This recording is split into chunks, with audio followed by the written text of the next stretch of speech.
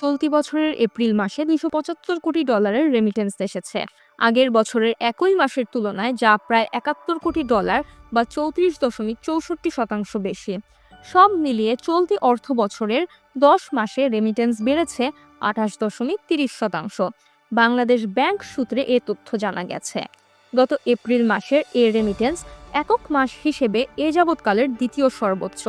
এখনো পর্যন্ত কোনো এক মাসে সর্বোচ্চ $329 কোটি বেশি রেমিটেন্স এসেছে গত মার্চ মাসে, আর তৃতীয় সর্বোচ্চ $264 কোটি এসেছে গত ডিসেম্বর মাসে।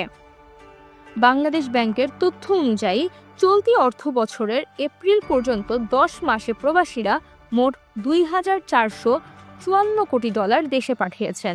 আগের অর্থ বছরের একই সময়ে এসেছিল $1,912 কোটি। এই হিসেবে 10 মাসে বেশি এসেছে $542 কোটি, যা 28.34% বেশি। গত অর্থ বছরের পুরো সময়ে যেখানে রেমিটেন্স এসেছিল $2,391 কোটি, এর মানে আগের অর্থ বছরের পুরো সময়ের তুলনায়ও 10 মাসেই বেশি রেমিটেন্স এসেছে।